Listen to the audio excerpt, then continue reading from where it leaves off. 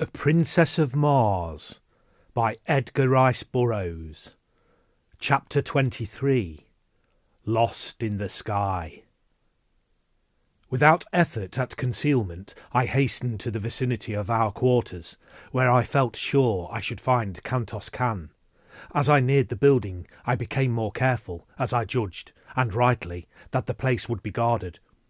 Several men in civilian metal loitered near the front entrance, and in the rear were others. My only means of reaching, unseen, the upper story where our apartments were situated was through an adjoining building, and after considerable manoeuvring I managed to attain the roof of a shop several doors away. Leaping from roof to roof, I soon reached an open window in the building where I hoped to find the heliumite, and in another moment I stood in the room before him. He was alone, and showed no surprise at my coming, saying he had expected me much earlier, as my tour of duty must have ended some time since. I saw that he knew nothing of the events of the day at the palace, and when I had enlightened him, he was all excitement. The news that Dejah Thoris had promised her hand to Sab-Than filled him with dismay. "It cannot be," he exclaimed. "It is impossible. Why, no man in all Helium but would prefer death to the selling of our loved princess to the ruling house of Zodanga. She must have lost her mind to have assented to such an atrocious bargain. You, who do not know how we of Helium love the members of our ruling house, cannot appreciate the horror with which I contemplate such an unholy alliance. What can be done, John Carter?" he continued. "You are a resourceful man. Can you not think of some way to save Helium from this disgrace?" "If I can come within sword's reach of Sab-Than," I answered, "I can solve the difficulty in so far as Helium is concerned. But for personal reasons, I would prefer that another struck the blow that frees Dejah Thoris." Kantos Kan eyed me narrowly before he spoke. "You love her," he said. "Does she know it?" "She knows it, Kantos Kan, and repulses me only because she is promised to Sab-Than." The splendid fellow sprang to his feet, and grasping me by the shoulder, raised his sword on high, exclaiming, "And had the choice been left to me, I could not have chosen a more fitting mate for the first princess of Barsoom. Here is my hand upon your shoulder, John Carter, and my word that Sab-Than shall go out at the point of my sword for the sake of my love for Helium, for Dejah Thoris, and for you. This very night I shall try to reach his quarters in the palace." "How?" I asked. "You are strongly guarded, and a quadruple force patrols the sky." He bent his head in thought a moment, then raised it with an air of confidence. "I only need to pass these guards, and I can do it," he said at last. "I know a secret entrance to the palace through the pinnacle of the highest tower. I fell upon it by chance one day as I was passing above the palace on patrol duty. In this work, it is required that we investigate any unusual occurrence we may witness, and a face peering from the pinnacle of the high tower of the palace was, to me, most unusual. I therefore drew near, and discovered that the possessor of the peering face was none other than Sab-Than. He was slightly put out at being detected, and commanded me to keep the matter to myself, explaining that the passage from the tower led directly to his apartments, and was known only to him.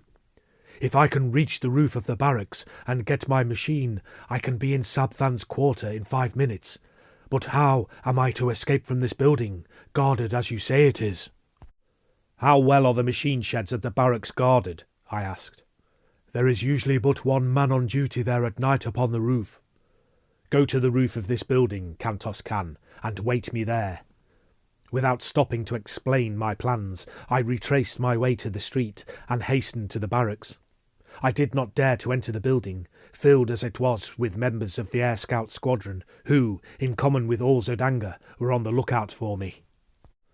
The building was an enormous one, rearing its lofty head fully 1,000 feet into the air, but few buildings in Zodanga were higher than these barracks, though several topped it by a few hundred feet, the docks of the great battleships of the line standing some 1,500 feet from the ground, while the freight and passenger stations of the merchant squadrons rose nearly as high. It was a long climb up the face of the building, and one fraught with much danger, but there was no other way, and so I essayed the task. The fact that Barsoomian architecture is extremely ornate made the feat much simpler than I had anticipated, since I found ornamental ledges and projections which fairly formed a perfect ladder for me all the way to the eaves of the building.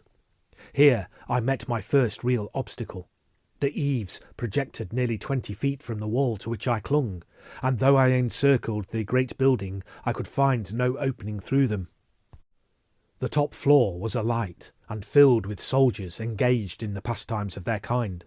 I could not, therefore, reach the roof through the building. There was one slight, desperate chance, and that I decided I must take.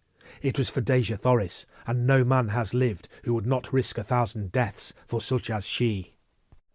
Clinging to the wall with my feet and one hand, I unloosened one of the long leather straps of my trappings, at the end of which dangled a great hook by which air sailors are hung to the sides and bottoms of their craft for various purposes of repair, and by means of which landing parties are lowered to the ground from the battleships. I swung this hook cautiously to the roof several times before it finally found lodgment. Gently I pulled on it to strengthen its hold, but whether it would bear the weight of my body I did not know. It might be barely caught upon the very outer verge of the roof, so that as my body swung out at the end of the strap, it would slip off and launch me to the pavement 1,000 feet below. An instant I hesitated, and then, releasing my grasp upon the supporting ornament, I swung out into space at the end of the strap. Far below me lay the brilliantly lighted streets, the hard pavements, and death. There was a little jerk at the top of the supporting eaves, and a nasty slipping, grating sound, which turned me cold with apprehension. Then the hook caught, and I was safe. Clambering quickly aloft, I grasped at the edge of the eaves and drew myself to the surface of the roof above. As I gained my feet, I was confronted by the sentry on duty, into the muzzle of whose revolver I found myself looking. "Who are you, and whence came you?" he cried. "I am an air scout, friend, and very near a dead one, for just by the merest chance I escaped falling to the avenue below," I replied. "But how came you upon the roof, man? No one has landed or come up from the building for the past hour. Quick, explain yourself, or I call the guard." "Look you here, sentry, and you shall see how I came and how close a shave I had to not coming at all," I answered, turning toward the edge of the roof, where, 20 feet below, at the end of my strap, hung all my weapons. The fellow, acting on impulse of curiosity, stepped to my side, and to his undoing, for as he leaned to peer over the eaves, I grasped him by the throat and his pistol arm, and threw him heavily to the roof. The weapon dropped from his grasp, and my fingers choked off his attempted cry for assistance. I gagged and bound him, and then hung him over the edge of the roof, as I myself had hung a few moments before. I knew it would be morning before he would be discovered, and I needed all the time that I could gain. Donning my trappings and weapons, I hastened to the sheds, and soon had out both my machine and Kantos Khan's. Making his fast behind mine, I started my engine, and skimming over the edge of the roof, I dove down into the streets of the city far below the plain usually occupied by the air patrol. In less than a minute, I was settling safely upon the roof of our apartment beside the astonished Kantos Khan. I lost no time in explanation, but plunged immediately into a discussion of our plans for the immediate future. It was decided that I was to try to make helium, while Kantos Khan was to enter the palace and dispatch Sab Than. If successful, he was then to follow me. He set my compass for me, a clever little device which will remain steadfastly fixed upon any given point on the surface of Barsoom, and bidding each other farewell, we rose together and sped in the direction of the palace, which lay in the route which I must take to reach helium. As we neared the high tower, a patrol shot down from above, throwing its piercing searchlight full upon my craft, and a voice roared out a command to halt, following with a shot as I paid no attention to his hail. Kantos Khan dropped quickly into the darkness, while I rose steadily and at terrific speed raced through the Martian sky, followed by a dozen of the air scout craft which had joined the pursuit, and later by a swift cruiser, carrying 100 men and a battery of rapid-fire guns. By twisting and turning my little machine, now rising and now falling, I managed to elude their searchlights most of the time, but I was also losing ground by these tactics, and so I decided to hazard everything on a straightaway course and leave the result to fate and the speed of my machine. Kantos Kan had shown me a trick of gearing, which is known only to the Navy of Helium, that greatly increased the speed of our machines, so that I felt sure I could distance my pursuers if I could dodge their projectiles for a few moments. As I sped through the air, the screeching of the bullets around me convinced me that only by a miracle could I escape, but the die was cast, and throwing on full speed, I raced a straight course toward Helium. Gradually, I left my pursuers further and further behind, and I was just congratulating myself on my lucky escape, when a well-directed shot from the cruiser exploded at the prow of my little craft. The concussion nearly capsized her, and with a sickening plunge she hurtled downward through the dark night. How far I fell before I regained control of the plane, I do not know, but I must have been very close to the ground when I started to rise again, as I plainly heard the squealing of animals below me. Rising again, I scanned the heavens for my pursuers, and finally making out their lights far behind me, saw that they were landing, evidently in search of me. Not until their lights were no longer discernible did I venture to flash my little lamp upon my compass, and then I found to my consternation that a fragment of the projectile had utterly destroyed my only guide, as well as my speedometer. It was true I could follow the stars in the general direction of Helium, but without knowing the exact location of the city, or the speed at which I was travelling, my chances for finding it were slim. Helium lies 1,000 miles southwest of Zodanga, and with my compass intact I should have made the trip, barring accidents, in between 4 and 5 hours.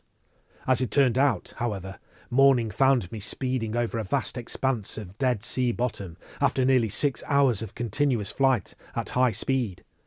Presently, a great city showed below me, but it was not Helium, as that alone of all Barsoomian metropolises consists in 2 immense circular-walled cities about 75 miles apart, and would have been easily distinguishable from that altitude at which I was flying. Believing that I had come too far to the north and west, I turned back in a southeasterly direction, passing during the forenoon several other large cities, but none resembling the description which Kantos Kan had given me of Helium. In addition to the twin city formation of Helium, another distinguishing feature is the 2 immense towers, one of vivid scarlet rising nearly a mile into the air from the centre of one of the cities, while the other, of bright yellow and of the same height, marks her sister.